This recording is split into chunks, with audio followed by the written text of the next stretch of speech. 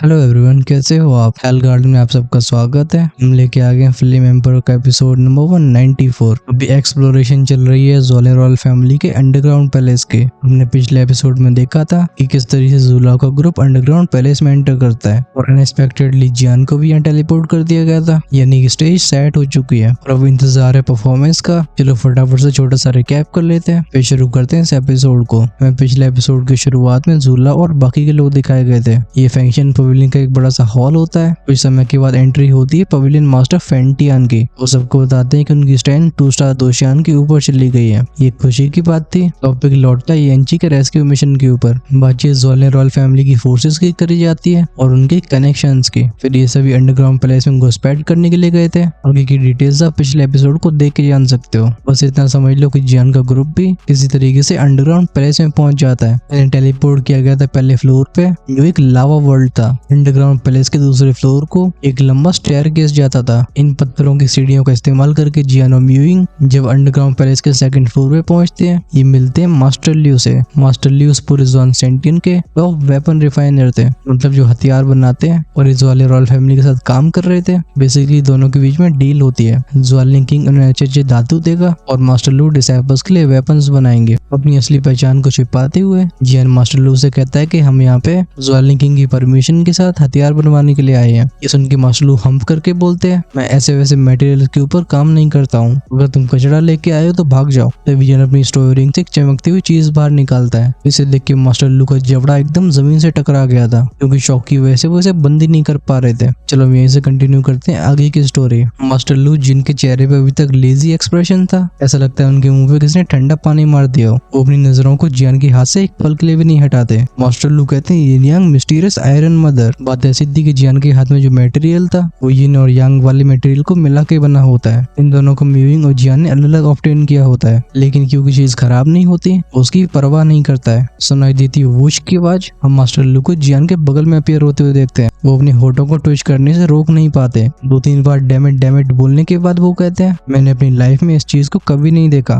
मैं कितना damn lucky हूँ। As a weapon refiner master लू खुद को अल्केमिस्ट से बिल्कुल पीछे नहीं समझते थे, लेकिन जब ये मटेरियल उनके सामने आता है वो भी खुद को बंदरों की तरह डांस करने से रोक नहीं पाते। जब जियान मास्टर लू की फायरी और आंखों को देखता है, उसके सारे रोंगटे खड़े हो गए थे। थोड़ा पीछे हटके बोलते हैं, सीनियर। फाइनली जियान की आवाज ने मास्टर लू को होश में लाया था। ऑकवर्ड एक्सप्रेशन के साथ खांसते बोलते हैं, अहम। जड़ी बूटियां जितनी ज्यादा कीमती होंगी उतनी अच्छी मेडिसिन पिल रिफाइन होगी, और यही प्रिंसिपल काम करता था वेपन्स के ऊपर। ये यिन यांग मिस्टीरियस आयरन मदर इतना ज्यादा रेयर मेटल होता है कि अगर इसके नाखून के बराबर पीस को भी किसी ऑक्शन हाउस में ऑक्शन किया जाए तो लोग इसके ऊपर लड़ने के लिए तैयार हो जाएंगे। आखिरकार इसे रिफाइन होते हैं इमोर्टल टीयर के वेपन। मास्टर लू के से जबड़ा को रिएक्शन के पीछे का कारण वैली इसका आकार होता है। जियान के पास यिन यांग मिस्टीरियस मदर किसी नाखून के बराबर नहीं बल्कि किसी मुट्ठी के बराबर था। इसे कई इमोर्टल लेवल के वेपन्स बन सकते हैं। मास्टर लू जिनकी नजरें अब भी आयरन मदर से हटी नहीं थी, वो अपने चेहरे पे एक स्माइल को लाके बोलते हैं, लिटिल ब्रदर, वैसे तुम्हारा नाम क्या है? जियान बिना हेजिटेशन के बोलता है, यान शाओ। इससे पहले मास्टर लू रिएक्ट कर पाते, व्यूइंग खुद को हंसने से रोक नहीं पाती है। ऑफ कोर्स उसने तुरंत ही अपने मुंह को हाथ से ढक भी लिया था। अच्छी बात है कि आयरन मदर की वजह से मास्टर लू इस गुस्ताखी पे ध्यान नहीं देते हैं। वो एक खोई हुई सी आवाज में तारीफ करती है, बोलते हैं, यान शाओ, क्या नाम है, वाह। तो लिटिल ब्रदर, तुम यहाँ पे अपने लिए वेपन फोर्ज करवाने के लिए आए हो। वैसे तुम्हें कैसा वेपन चाहिए तुम्हें बताना हो, लेकिन मैं ज़ोन सेंटियन का नंबर 1 फोर्जिंग मास्टर हूँ। जब बात आती है वेपन फोर्जिंग की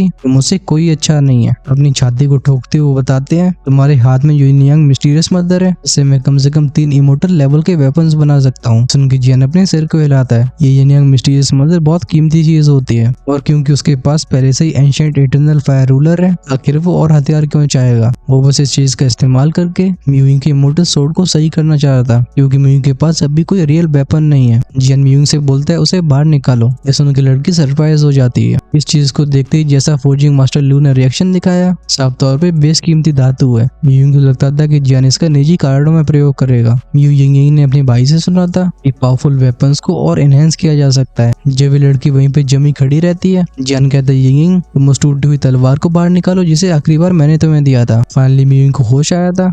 ओ करके अपनी स्टोरिंग को सहलाती है। हम उसके हाथ में अपीयर होते देखते हैं लाल रंग की सोर्ड को। ये वही ब्रोकन इमोर्टल सोर्ड थी जो जियान को हासिल हुई होती है इन्फर्नल कॉर्स फॉरेस्ट से। इस तलवार को अपने हाथ में लेकर जियान मास्टर लू की तरफ मुड़ के बोलता है, मैं इस यंग मिस्टीरियस आयरन मदर से इस सोर्ड को रिफोर्ज करवाना चाहता हूँ। मास्टर लू का ध्यान जाता है जियान के हाथ की सोर्ड के ऊपर। कुछ पलों के बाद उनकी आंखें नैरो हुई थी। वो कहते हैं सोर्ड तो डैम गुड सोर्ड है। ये सुन के जियान अंदर से थोड़ा सरप्राइज फील करता है। वो तब भी जिज्ञासा से भरी आवाज में पूछता है, सीनियर आप ऐसा क्यों कह रहे हो? मास्टर लू बोलते हैं, तुम्हारी तलवार ये इमोर्टल डियर के वेपन्स में भी बेस्ट में आती है। तभी हम उनका एक्सप्रेशन को थोड़ा डार्क होते हुए देखते हैं। वो कहते हैं लेकिन इसकी डैमेज, इसकी ऐसी हालत कैसे हुई? खैर मास्टर लू को हार मानने की आदत नहीं थी। चैलेंजेस उन्हें और एक्साइट करते थे। वो कहते हैं क्योंकि तुम्हारे पास ऐसा रेयर मेटल है, मैं इस सोर्ड को पहले से भी अच्छा फोर्ज करूंगा। अगर इस सोर्ड को रिपेयर करते टाइम उस आयरन मदर के साथ कुछ सप्लीमेंट्री मटेरियल्स का भी इस्तेमाल किया जाता है तो इस वेपन की पावर पहले से कई गुना बढ़ जाएगी। ये सुन के जियान और मियू की आंखें भी चमकने लगी होती हैं। क्लियरली दोनों काफी एक्साइटेड थे। ऑफ कोर्स सबसे ज्यादा एक्साइटेड होते हैं मास्टर लू। वो तो जियान थोड़ा सा पीछे हट गया था, वरना मास्टर लू ने उसे गले लगा ही लिया होता। वो कहते हैं लड़के अच्छी बात है कि तुम मेरे पास आया है। इन यंग आयरन मिस्टीरियस मदर को रिफाइन करना ये बहुत मुश्किल का काम है। अच्छी बात है कि मैं रैंक 5 9 स्टार दो दी हूँ। ठीक है मुझे कुछ दिन दो, जब मेरा काम खत्म होगा तो मैं गारंटी लेता हूँ कि वापस मिलने वाले वेपन की पावर तुम्हें शॉक करेगी। जियान नोट करके बोलते अगर ऐसी बात है तो सीनियर में से आपके हवाले करता हूँ। वो जस्ट आयरन मदर को मास्टर लू को देने वाला था, तभी वो वहीं पर जम जाता है क्योंकि जियान ने एक बहुत ही क्रूशियल चीज मिस कर दी होती है। ये पॉइंट होता है मास्टर लू का पेमेंट। और लगता है जियान सही सोच रहा था। ऐसे मास्टर लू जियान को वहीं पे थमते हुए देखते हैं। उनके चेहरे पे आती है एक ऑकवर्ड सी स्माइल। वो खांस के बोलते हैं अहम। जियान इस मिडिल एज मैन को लड़कियों की तरह बर्ताव करते हुए देख जियान अपनी आंखें रोल करता है क्योंकि अब कंडीशन सेट हो चुकी थी। समय आ गया था नेगोशिएशन का।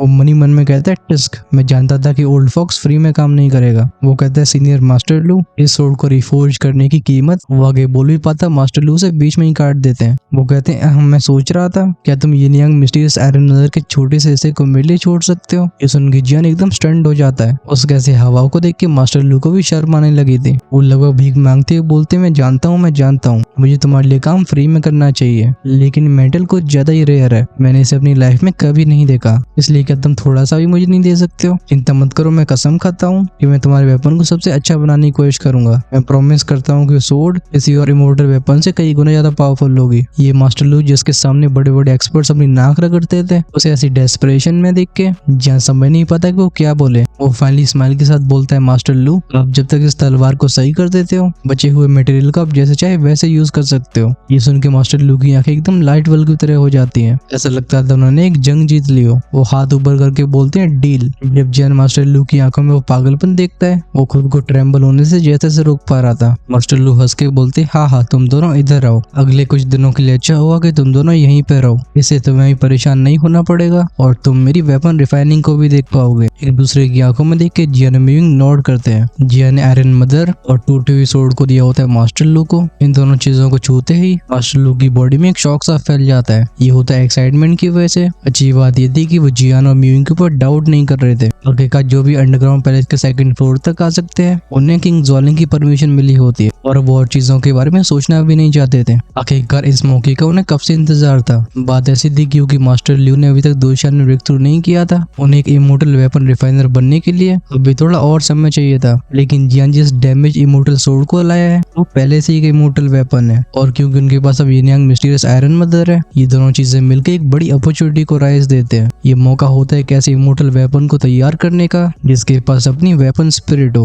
हालांकि इससे पहले वो इमोर्टल आर्टिफैक्ट्स को रिफाइन कर चुके थे, लेकिन उनमें से किसी के पास एक असली वेपन स्पिरिट नहीं होती। एक नॉर्मल इमोर्टल लेवल के वेपन और एक डिवाइन वेपन के बीच में बस यही अंतर होता है। अच्छी बात है कि अब ये कमियां पूरी हो चुकी हैं। हमें आगे वेपन फोर्जिंग की प्रोसेस दिखाई जाती है जिसमें मास्टर लू फ्लेम्स का इस्तेमाल करके दिखाते हैं। इसमें शॉर्ट में बता रहा हूँ, भले मास्टर लू की फ्लेम्स जियान की फ्लेम्स जितनी पावरफुल ना हो, लेकिन तब भी बिल्कुल ऑर्डिनरी नहीं थी। ये रिफाइनिंग पहुंच गई थी उस स्टेज तक जब सोर्ड का मेटल थोड़ा सॉफ्ट होने लगता है। वहीं पे दूसरी तरफ यंग आयरन मदर अब भी उतना ही हार्ड था। पहले रिफाइनिंग तो चलती रहेगी। चलो हम इस अंडरग्राउंड पैलेस के 3rd फ्लोर पे चलते हैं। सबसे पहले दिखाई दिए थे फेंटियन जो एल्डर जू को देख के बोलते हैं जूजिन वो रिस्ट्रिक्शंस कैसी हो रही हैं। हमें मालूम पड़ता है कि एल्डर जू जियान और मिविंग को रोकने के लिए एक एक्स्ट्रा बैरियर को बना रहे थे। जूलाओ कहते हैं काम हो गया, अब जियान इसके पार नहीं जा पाएगा। इस उनके फेंटियन बोलते हैं गुड, हमें इस मिशन में सफल होना ही होगा। क्योंकि अब पीछे जाने का कोई मौका नहीं बचा है। सबने चुपचाप से नोट किया था, कोई और कोई सवाल नहीं पूछता। फेंटियन कहते हैं लेकिन तुम सभी के लिए अपने आप को प्रोटेक्ट करना ज्यादा जरूरी है। अगर हम एक बड़े खतरे को महसूस करते हैं तो हम तुरंत ही रिट्रीट करेंगे। ये कहने का फेंटियन आगे का इशारा करते हैं। उनकी एंट्री होती है अंडरग्राउंड पैलेस के 3rd फ्लोर पे।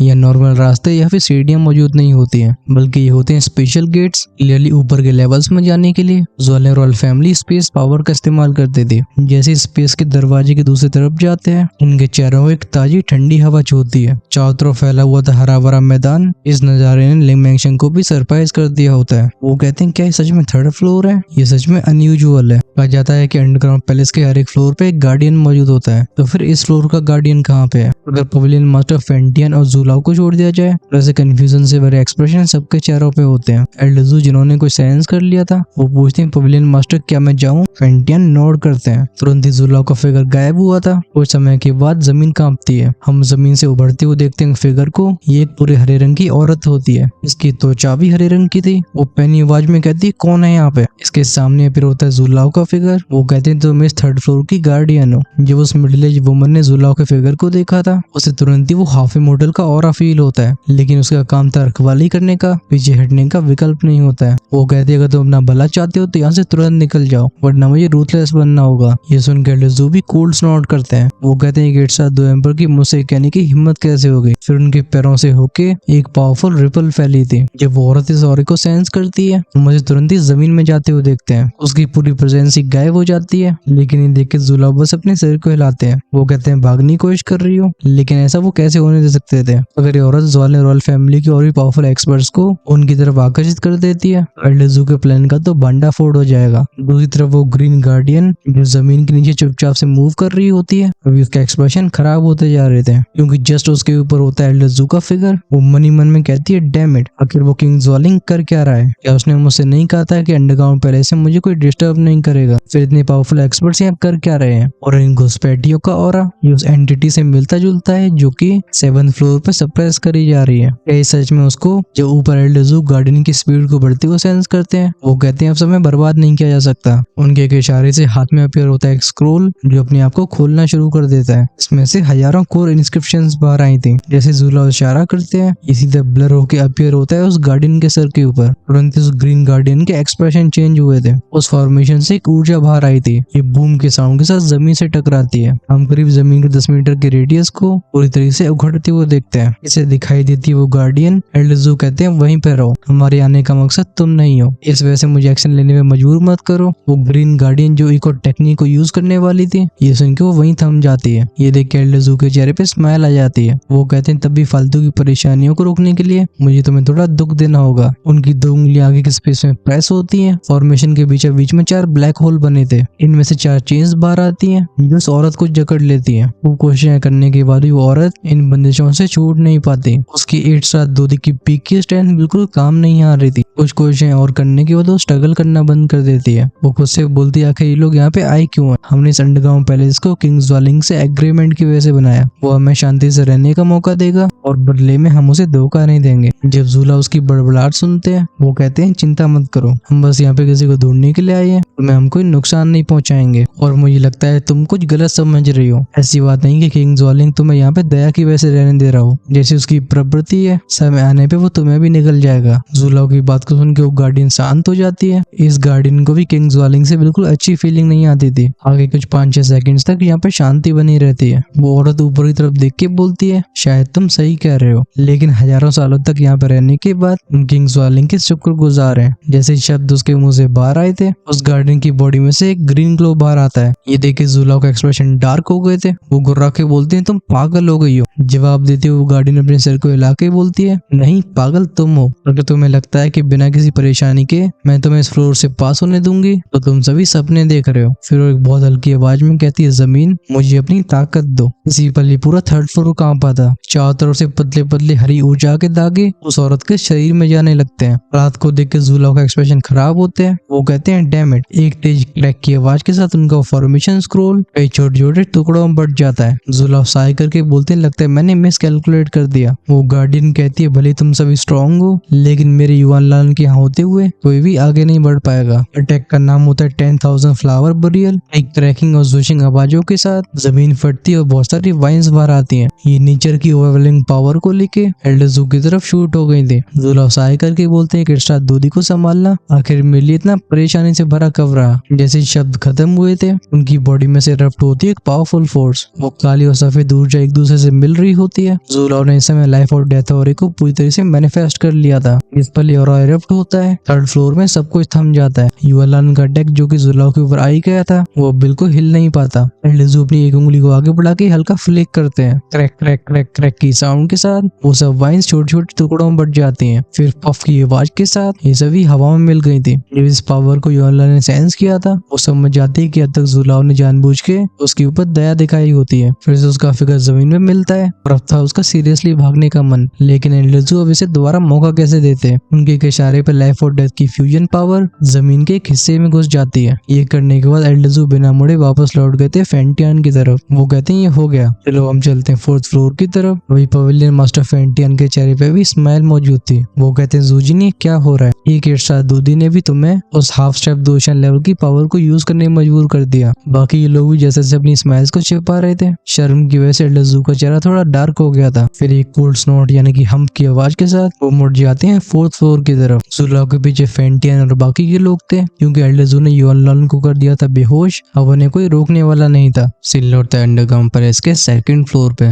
इस जगह पे गूंज रही होती है क्लैंक क्लैंक क्लैंक की मेटालिक साउंड्स। भले जियान अपनी आंखें बंद करके अपनी कल्टीवेशन पर ध्यान दे रहा हो लेकिन उसका सोल परसेप्शन ये उसे चारों तरफ होने वाली हर एक मूवमेंट को बता रहा होता है। मास्टर लू होते हैं अपनी कास्टिंग टेबल के सामने जहाँ अलग रेयर मटेरियल्स पड़े हुए थे। उनके एक हाथ में होता है हथौड़ा और दूसरे में था यिन यांग आयरन मिस्टीरियस मदर। ये हथौड़ा भी कोई नॉर्मल चीज नहीं होती है बल्कि मास्टर लू का लाइफ ब्लड था। अगर उनके सामने यिन यांग मिस्टीरियस आयरन मदर जैसी चीज नहीं होती तो वे इस हैमर का बिल्कुल यूज नहीं करते। वो कास्टिंग टेबल जो कि करीब से मटेरियल से बनी होती है इसकी मजबूती कुछ अलग ही स्तर की थी। ये फोर्जिंग प्रोसेस चलती रहती है काफी समय तक लेकिन आयरन मदर अभी पिघलने का नाम नहीं लेता। मास्टर लू कहते हैं चीज सच में टफ है। कुछ समय के लिए फोर्जिंग को रोक के वो किसी और टेक्निक के बारे में सोचने लगते हैं। तभी उन्हें एक आइडिया आता है। वो कहते हैं लगता है इसके ऊपर बस ये फोर्जिंग का इस्तेमाल किया जा सकता है। बिना हेजिटेशन के उनका हथौड़ा ऊपर उठाता ये नीचे एक अलग ही घुमाव के साथ आता है। सुनाई देती है क्लैंक की आवाज। ये फोर्जिंग सीखना हर किसी के बस की बात नहीं होती है। इसमें एक अलग ही ऊर्जा शामिल होती है जिससे मेटल में स्पिरिचुअलिटी का जन्म होता है। मास्टर लू इस टेक्निक के ऊपर ही काम करना चाहते थे।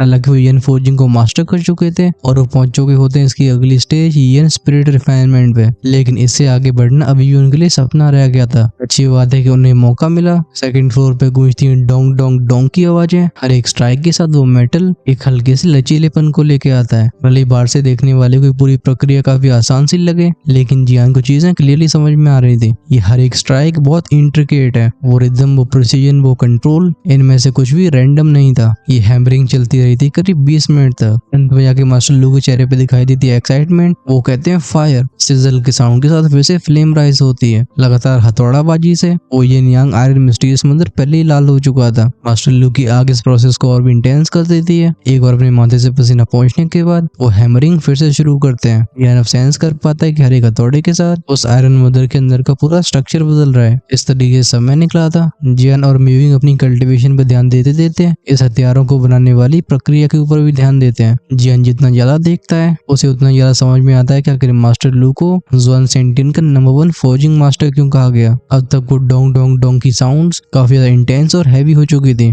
आयरन मदर भी हो चुका था पूरी तरीके से लाल। जियान कहता है कंप्लीट होने वाला है। जियान एक बार फिर से अपनी आंखें बंद करके ट्रेनिंग शुरू करने वाला था तभी उसके कान में बस की आवाज जाती है। वो भॉइस रिकॉर्ड के साइड में मुड़ता है। उसे अपनी रूलर ट्रेम्बल होती हुई दिखाई देती है। इसी मोमेंट में सुनाई दी थी मास्टर लू की आवाज। वो कहते हैं आ जाओ। सीधे उनके सामने वो इमोर्टल सोर्ड अपीयर हुई थी। इस लाल रंग की तलवार को देख के मास्टर लू की आंखें भी डिटर्मिनेशन से भर गई होती हैं क्योंकि ये टाइम था आखिरी स्टेप का। सारी प्रक्रियाओं में सबसे आसान होती है लेकिन इसमें सबसे ज्यादा टाइम भी लगता है। मास्टर लू कहते हैं मर्ज। वैंग वैंग वैंग की आवाज के साथ वो यिन यांग प्रोफाउंड आयरन मदर उस टूटी हुई इमोर्टल सोर्ड से जाकर चिपटने लगता है। तलवार में से और भी वैंग की आवाजें आती हैं। ऐसा लगता है वो इस मेटल को खुद से हटाना चाहती हो। ये देख के मास्टर लू कहते हैं डैम इट, ये ओल्ड मैन तुम्हें और भी हाई टियर के वेपन में इवॉल्व करने की कोशिश कर रहा है तो मुझे रजिस्ट मत करो। एक कोड स्नॉट यानी कि हम्प की आवाज आवाज के साथ मास्टर लू ने अपना ऑरा रिलीज किया था। ये पूरा ऑरा फोकस करता है सोर्ड के ऊपर। धीरे धीरे उस तलवार के ऊपर जो चटकने के निशान थे वो भरने लगते हैं। जब ये काम पूरी तरीके से हो गया था, मास्टर लू कहते हैं नॉट बैड, तुम पहले भी एक इमोर्टल सोर्ड थी, लेकिन तुम्हें चोटें कुछ ज्यादा ही लगी। अब से ये नियांग आयरन मिस्टीरियस मदर तुम्हारी फाउंडेशन होगा। हो सकता है तुम्हारी किस्मत तुम्हें एक स्पिरिट फॉर्म करने का मौका दे। इससे मेरी मेहनत भी बर्बाद नहीं होगी। अपनी आंखों में डिटर्मिनेशन को लेके वो इस तलवार को फिर से भट्टी में डाल देते हैं। भट्टी मतलब फोर्जिंग टेबल का वो हिस्सा जहाँ आग जलती है।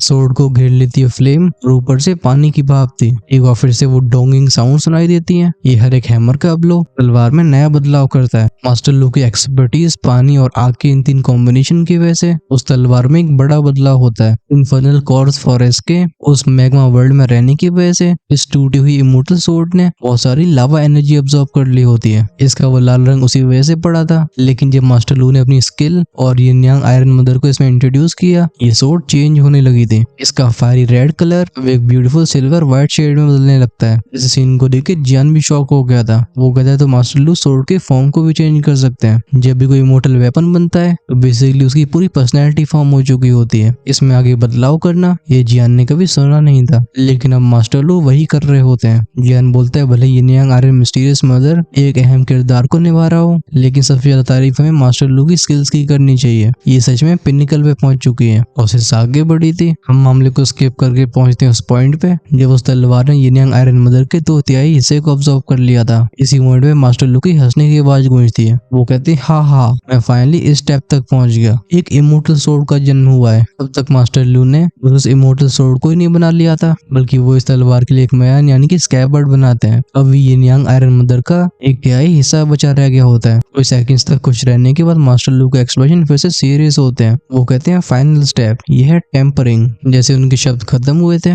जो नीचे एक पत्थर के बेसिन में पानी भरा हुआ था वो शिश की आवाज के साथ उस गर्म तलवार से लिपट जाता है। ब्लेड की वो इंटेंसिटी ठंडे पानी से टकराती है। इसकी वजह से उठती है सफेद रंग की मिस्ट। ये धुआं अपने आप ही चर्न हो रहा था। दूर से देखने पे ऐसा लगता है जैसे जिंदा हो। अपने दोनों हाथों से एंड को चेंज करके मास्टर लू की बॉडी से लाइफ और डेथ का ऑरा कंडेंस हुआ था। वो मिस्ट की तरफ इशारा करके बोलते हैं कंडेंस। खतरे को महसूस करके वो सफेद मिस्ट सेकंड फ्लोर पे चारों तरफ फैलने की कोशिश करती है, लेकिन मास्टर लू के होते हुए ऐसा बिल्कुल नहीं हो सकता था। हवा में लाइफ और डेथ के और इससे कई हाथ बनते हैं और ये सारे सफेद रंग के धुएं को दबा लेते हैं। ये मास्टर लू ने इशारा किया था रिटर्न का, वो मिस्टीरियस व्हाइट मिस्ट जिसे लाइफ और डेथ और ने कैप्चर किया होता है वो सोर्ड के अंदर लौटाई जाती है। जब वो सोर्ड दोबारा उस धुएं के कांटेक्ट में आई थी, हम उस पूरे हथियार को कांपते हुए देखते हैं। इसमें से बाहर आती है वो वू की आवाजें। ये खूब स्ट्रगल कर रहा था। ये प्रोसेस 30 सेकंड से भी ज्यादा का समय लेती है। जब मास्टर लू अपनी ऑरे को वापस लेते हैं, सामने जो ब्लेड आता है वो एक नए ब्यूटीफुल सिल्वर व्हाइट कलर का होता है। ये कलर म्यूंग के साथ परफेक्टली सूट करता था। साथ में इसका जो स्कैबर्ड था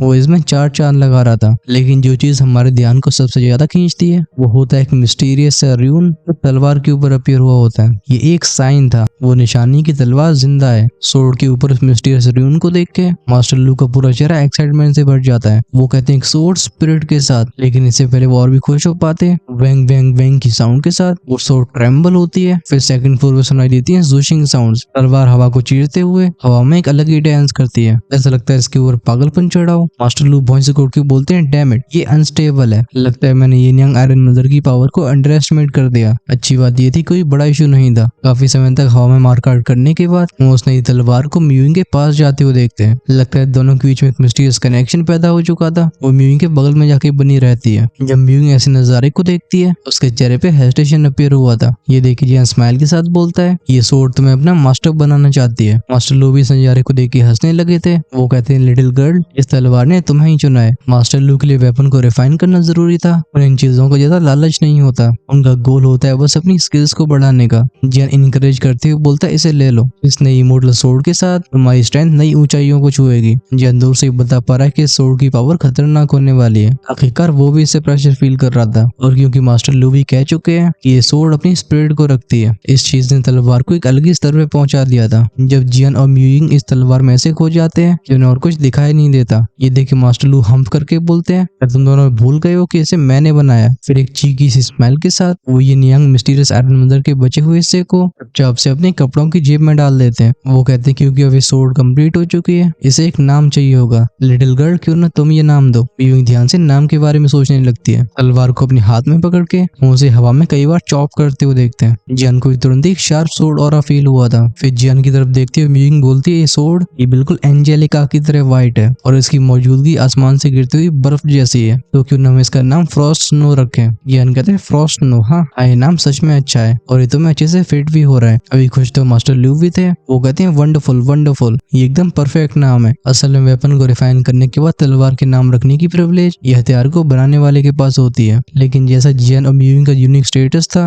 वो इस चीज की परवाह नहीं करते हैं। चलो हम भी टाइम को वेस्ट नहीं करते हैं। कुछ और बातचीत करने के बाद जियान और म्यूइंग सीधे थर्ड फ्लोर के रास्ते को पकड़ते हैं। पीछे रह गए मास्टर लू हंस के बोलते हैं, ये अब तक का मेरा सबसे पावरफुल वेपन है, स्पेशली इसके अंदर जो मोल्टन लावा की पावर मौजूद है। अगर इसे कोई फायर एट्रिब्यूट का यूज करता है तो इस तलवार को खौफनाक हथियार बना देगा। आज मैं मास्टर लू अपने पहले से वेपन को रिफाइन कर चुका हूँ, इसके पास अपनी स्पिरिट मौजूद है। मुझे लगता है immortal tier casting master rank ज्यादा दूर नहीं रह गई है। जियान और म्यूइंग के जाने के बाद अंडरग्राउंड पैलेस के सेकंड फ्लोर में फिर से वही शांति फैल गई थी। मास्टर लू भी खर्राटे लेने के लिए लौट गए थे, बस उन्हें पता नहीं होता कि जो हुआ उसका इम्पैक्ट क्या होगा। अगर उन्हें मालूम पड़ जाता कि वो किसकी हेल्प कर रहे हैं तो उनका चेहरा जरूर देखने लायक होता। इस डील में उनका कोई नुकसान नहीं हुआ, उनके हाथ में एक तिहाई आयरन मदर रह गया होता है। अब बस कुछ ही और टाइम की बात है जो उनके हाथों से एक और डिवाइन वेपन का जन्म होगा। हम चलो पवेलियन मास्टर फेंटियन के ग्रुप की तरफ चलते हैं। एल्डरजू और बाकी लोग जो कि बहुत ध्यान से आगे बढ़ रहे थे, उनमें से एल्डरजू बोलते हैं थर्ड फ्लोर का गार्डियन, उसकी स्ट्रेंथ 8 स्टार 2 एम्पर के पिक पे थी। उस फीमेल गार्डियन के हिसाब से अंडरग्राउंड पैलेस किंग ज्वालिंग ने उस जैसे लोगों के रहने के लिए बनाया है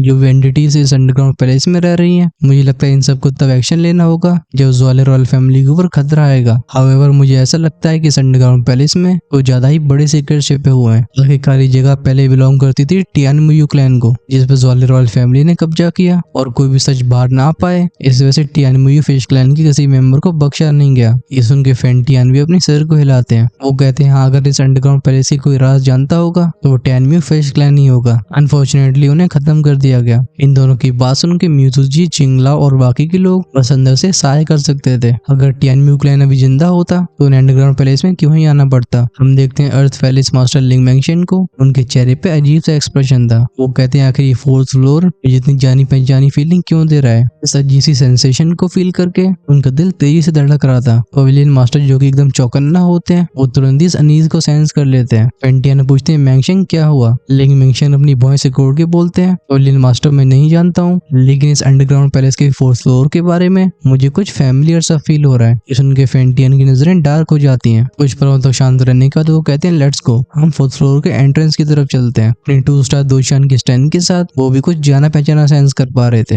अगर उनका शक सही निकलता है तो ये फोर्थ फ्लोर लिंग मैंगशन के लिए बहुत ज्यादा इंपॉर्टेंस रखता है। कुछ देर तक और चलने के बाद ये सभी फोर्थ फ्लोर के एंट्रेंस के सामने पहुंच जाते हैं। ये एक ऐसा स्पेशल पोर्टल था जिसके आर पार कुछ दिखाई नहीं देता और इसमें कोई रंग भी दिखाई नहीं दे रहा था। एक सॉफ्ट से साउंड के साथ ये सभी चले जाते हैं फोर्थ फ्लोर के अंदर। अजीब बात ये होती है कि काफी ज्यादा स्मूथली हुआ होता है, उन्हें किसी भी रेजिस्टेंस का सामना नहीं करना पड़ा था क्योंकि सब एक्सपीरियंस एक्सपर्ट्स होते हैं। ये खुद को काफी जल्दी शांत कर लेते हैं। सारे लॉजिक के हिसाब से अंडरग्राउंड पैलेस का हर एक फ्लोर पावरफुल एक्सपर्ट्स के द्वारा गार्ड किया जाना चाहिए, लेकिन जूला और बाकियों को ये फोर्थ फ्लोर बिल्कुल सुरक्षित सा लग रहा था। जब ये सभी डाउट्स इनके दिमाग में फ्लैश हो रहे होते हैं, इनकी चारों तरफ का वातावरण बदला था। इनके सामने जो चीज आई होती है उससे ये सब शॉक हो गए थे। सबसे पहले दिखाई दी थी एक बड़ी सी नदी। ये नदी 2 हिस्सों में बटी होती है, लेकिन जो चीज सबसे ज्यादा ध्यान को आकर्षित करती है वो था इसके बीच में एक ऊंचा सा झरना। बेसिकली झरने का जहाँ पानी गिरता था उस जगह से रिवर डिवाइड हो रही थी। जो जूला और बाकियों ने अपनी परसेप्शन को इस नदी के ऊपर से निकाला था, ये सब एक ऑपरेसिव वॉरी को फील करते हैं। एल्डरजू कहते हैं अंडरग्राउंड पैलेस का फोर्थ फ्लोर सच में मिस्टीरियस है। तो 2 फॉर्मेशन मास्टर होने की वजह से उनकी स्पिरिचुअल सेंसेस बहुत पावरफुल थी। वो जानते थे कि यहाँ पे हर जगह डेंजर मौजूद है। जब ये सब फोर्थ फ्लोर को स्कैन करने की कोशिश कर रहे होते हैं, आवाज कहती है प्रिंसेस कहाँ पे है। तभी दूसरी आवाज सुनाई दी थी।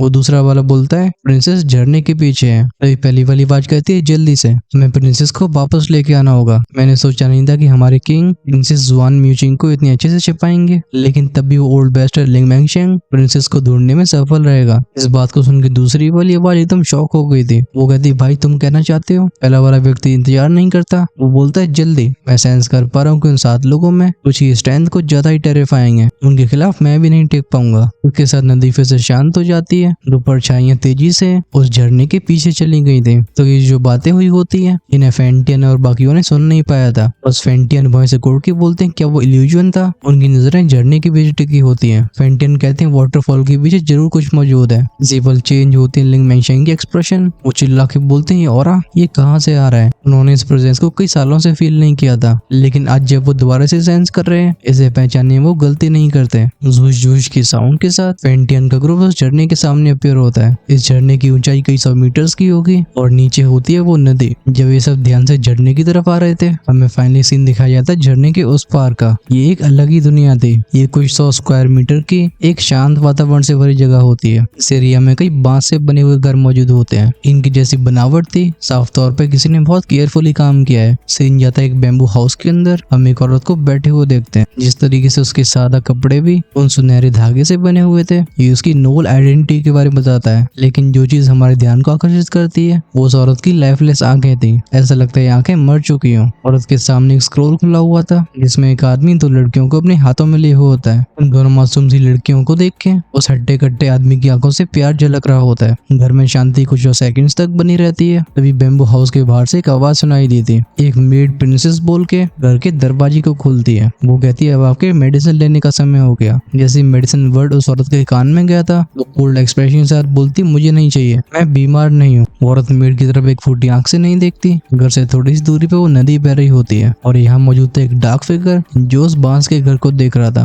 वो फिगर दांती मींस के बोलता है डैम इट, ये प्रिंसेस जुआन म्यूचिंग आए दिन कुछ ज्यादा ही ट्रबलसम साबित हो रही है। ये बोलने के बाद वो उस बेम्बू हाउस के पास जाता है। घर के अंदर जुआन म्यूचिंग और उस मेड को दरवाजे से 3 डोंग डोंग की आवाजें सुनाई देती हैं। वो मेड जो कि जुआन म्यूचिंग को दवाई नहीं खिला पाई थी दरवाजे को खटकते हुए देख वो रिलीफ फील करती है। फटाक से वो दरवाजा खोलती है। हम देखते हैं उस फिगर को अंदर आते हुए। वो मेड के हाथों से दवाई लेके बोलता है शाओचिंग तुमने अच्छा काम किया, अब तुम यहाँ से जा सकती हो। ये सुन के वो मेड जिसका नाम शाओचिंग था वो बाव करके इस घर से चली गई थी। वो बंदा मेडिसिन को हाथ में लेके जुआन म्यूचिंग से बोलता है प्रिंसेस जुआन। इस व्यक्ति को देख के जुआन म्यूचिंग के चेहरे पे हम फाइनली फ्रस्ट्रेशन को आते हुए देखते हैं। कमजोरी की वजह से उसे खड़े होने में परेशानी होती है, लेकिन वो तब भी दीवार का सहारा लेके खड़े होके बोलती है जुआनियन जुआनियांग तुम दोनों मुझे कब अकेला छोड़ोगे। यह जिन जुआनिंग जुआनियान की बात हो रही थी वो इस जगह के रखवाले होते हैं। भले इनका ज्वालिन रॉयल फैमिली से कुछ खास लेना देना नहीं है, लेकिन किंग ज्वालिंग ने इन दोनों की जान बचाई थी और उस एहसान को चुकाने के लिए दोनों लोग इस 4th फ्लोर को गार्ड करने का फैसला लेते हैं जहाँ पे थी प्रिंसेस जुआन म्यूचिंग। वही घर के अंदर जो बंदा मौजूद है उसका नाम है जुआन यांग। इसकी स्ट्रेंथ थी 9 स्टार दूधी की। वो स्माइल के साथ बोलता है प्रिंसेस आप खुद को ऐसी परेशानी क्यों पहुंचा रही हो। ये सुन के जुआन म्यूचिंग की आंखें लाल हो जाती है। वो कहती है मैं ऐसा क्यों न करूँ, तुम मेरा ऐसा करने का रीजन अच्छे से जानते हो। अपने हाथों को क्लेंच करके बोलती मेरी बीमारी और मुझे जो भी परेशानियों का सामना करना पड़ रहा है वो सब उसकी वजह से है। वही फिर से देखती है स्क्रोल की तरफ जिसमें वो हत्या कट्टा व्यक्ति दोनों बच्चियों को अपने हाथ में लिए हुए था। जुआनियांग बोलता है प्रिंसेस इसमें पूरी गलती आपके बड़े भाई की नहीं है। अगर किंग जुआलिंग ने आपकी मौत की खबर नहीं पहुंचाई होती जिसे फैंक्शन पवेलियन भी धोखा खा गया तो फिर वो आगे बोल पाता। उससे पहले में जुआन म्यूचिंग की कांपती हुई आवाज सुनाई देती है। वो कहती है जब मैंगशेंग ने मेरी मौत के बारे में सुनना होगा उससे कितना दर्द हुआ होगा। वो थोड़ा फ्लैशबैक में जाती है। 20 साल पहले जुआन म्यूचिंग ने लिंग जुआन को जन्म दिया था और तब अर्थ हॉल की पवेलियन मास्टर लिंग मैंगशेंग एक जरूरी मिशन पे गए थे। जब तक वो वापस लौटे उन्हें मिलता है बस एक बेजान शरीर और इसके ऊपर एक रो रहा शिशु। भले वो कितना ही भरोसा न करना चाहे कि उनकी पत्नी इस दुनिया में नहीं रही, लेकिन रियलिटी उन्हें सच बता रही थी। हम लौटने फ्लैशबैक से वापस। जुआनियांग कहता है प्रिंसेस जब आपने अपनी बच्ची को जन्म दिया था तो आपकी बॉडी में वो कर्स ब्लड चला गया था। आपको मरने से बचाने के लिए किंग ज्वालिंग को ये सब करना पड़ा। आखिरकार वो लिंग मैंगशेंग और उसका फैंक्शन पवेलियन वो इविल ब्लड कर्स को कैसे बर्दाश्त करते हैं। अगर उसे मालूम पड़ जाता इसके आगे जुआनियांग भी कुछ नहीं बोलता और जुआन म्यूचिंग भी शांत हो जाती है। जुआन म्यूचिंग का हाथ कांपता है। जब वो अपने कांपते हुए हाथ से माथे को पकड़ने की कोशिश करती है हम उनके नाखून से माथे को घायल होते हुए देखते हैं। उस घाव से कुछ खून की बूंदें बाहर आती हैं, लेकिन ये कोई नॉर्मल खून नहीं था। ये रिलीज कर रहा होता है एक बहुत ही सिनिस्टर एनर्जी को। ये किसी डिमोनिक या घोसली और से कई गुना ज्यादा डेंजरस होता है। अगर जियन यहाँ मौजूद होता तो उसे तुरंत पहचान लेता, क्योंकि और कुछ नहीं बल्कि ब्लड कर्स होता है। कुछ और देर तक शांत रहने के बाद जुआनियांग बोलता है प्रिंसेस किंग ज्वालिंग आपसे मिलना चाहते हैं। उनकी म्यूचिंग की आंखें सरप्राइज से भर जाती हैं। वो कहती मेरे इंपीरियल ब्रदर, लेकिन अब क्यों। ये सुनकर जुआनियांग अपने सिर को हिलाता है। वो कहता है मैं इसके बारे में नहीं जानता हूँ, लेकिन मुझे लगता है इसका लेना देना इस कर्ज से है। और किंग ज्वालिंग के नीचे सालों तक काम करने की वजह से जुआनियांग अंदर तक की जानकारी जानता था। जुआनियांग को ऐसा लगता था कि किंग जुआलिंग का एलियन इविल रेस के साथ काम करना ये प्रिंसेस जुआन म्यूचिंग की परेशानी को खत्म करने के लिए। वैसे हमने एपिसोड को काफी बड़ा कर दिया है और हम आगे की कन्वर्सेशन को शॉर्ट में कर रहे हैं। इसे स्किप इसलिए नहीं किया जा सकता क्योंकि इससे हमें किंग जुआलिंग और जुआलिंग रॉयल फैमिली और फैंक्शन पवेलियन के पास्ट के बारे में मालूम पड़ता है। सो या लेट्स कंटिन्यू। जब वो जुआनियन प्रिंसेस से बोलता है कि किंग जुआलिंग उनसे मिलना चाहते हैं, प्रिंसेस जुआन म्यूचिंग हाँ बोल देती है। वो जस्ट अपने कदमों को आगे बढ़ाने वाली थी तो जुआनियन कहता है प्रिंसेस रुको। जुआनियन मनी मन में कहता है लगता है वो सातों यहाँ पे प्रिंसेस की वजह से आए होंगे और उनमें से एक लिम मैंगशन भी है, मैं उन्हें सफल नहीं होने दे सकता। ये सोच के वो हैंडसीज को परफॉर्म करता है। उसकी बॉडी से एक लाइफ फोर्स बाहर आई थी। ये किसी पतले कपड़े की तरह जुआन म्यूचिंग को घेर लेती है। ऐसे सीन को देख के प्रिंसेस जुआन म्यूचिंग अपनी बॉय से घोट के बोलती है जुआनियांग तुम क्या कर रहे हो, क्या तुम भूल चुके हो कि मैं एक प्रिंसेस हूँ। ये सुन के जुआनियांग हेजिटेट करने लगा था। जुआन म्यूचिंग बोलती मुझे यहाँ पे बड़े बड़े 20 साल हो चुके हैं, मुझे फाइनली वापस जाने का मौका मिल रहा है और तुम चाहते हो कि मैं अच्छे से सांस भी न ले पाऊँ। प्रिंसेस जुआन म्यूचिंग के सामने जुआनियांग की भी कुछ खास चलती नहीं है। आखिरकार प्रिंसेस जुआन म्यूचिंग किंग जुआलिंग की प्यारी बहन थी। जब वे दोनों पहुंचे होते हैं झरने के एग्जिट की तरफ, पवेलियन मास्टर फेंटियन का ग्रुप ऊपर से सर्च कर रहा था। एल्डजू जिनकी भौं सिकुड़ी होती है बोलते हैं क्या हुआ पवेलियन मास्टर, क्या आपने कुछ सेंस किया। ये सुन के फेंटियन अपने सिर को हिलाते हैं। बाकियों के भी ऐसे रिएक्शन थे। इसी पर वो फैला हुआ झरना बीच में से एक जगह को छोड़ता है। जुलाओ का ग्रुप इसे तुरंत ही नोटिस कर लेता है, लेकिन मेंगशेंग भौं से घूर के बोलते हैं क्या चीज है। इसे नोटिस किया था जुआनियन ने, जो जुआनियांग का बड़ा भाई था। वो गुस्से से भरी आवाज में कहता है जुआनियन कर क्या रहा है, इसे प्रिंसेस को सामने से ले जाने की क्या जरूरत थी। खैर जो हो चुका सो हो चुका, अब बारी आ गई है बैटल की। मैंने स्टोरी लाइन की बातचीत को इस एपिसोड में फोकस करने की कोशिश करी है, जिससे अगला एपिसोड फाइटिंग के ऊपर फोकस कर सकेगा। आप सब कमेंट्स में लिख के बताओ कि एक्सप्लेनेशन आपको कैसी लगी है। ऑनेस्टली स्टोरी की जोड़ तोड़ करने में तुम्हारे भाई की बैंड बज गई है, क्योंकि कुछ चीजें कुछ ज्यादा ही बोरिंग थी, बट उन्हें स्किप भी नहीं किया जा सकता था। अगर किसी को ज्यादा गुस्सा आए तो वो आक्रमण कर सकता है इस नोवेल के राइटर के ऊपर। हालांकि एपिसोड क्रूशियल भी काफी था। हमने सिर्फ इसमें म्यूजिक की सोड कोई फोर्ज होते हुए नहीं देखा, बल्कि हमें मालूम पड़ा कि अर्थ हॉल पैलेस मास्टर लिंग मैंगशेंग के उस दुख के पीछे का कारण क्या था, और किंग जुआलिंग की हमें एक और साइड मालूम पड़ी है। So yes that's it for this video. अगर आप नेक्स्ट एपिसोड को आज ही एंजॉय करना चाहते हो तो बन सकते हो हमारे मेंबरशिप का हिस्सा। ऑफ कोर्स इससे चैनल की फाइनेंशियली हेल्प होगी। जानने से पहले कमेंट्स में अपने सुझावों को लिखना बिल्कुल मत भूलना। Until then stay safe, tata bye bye.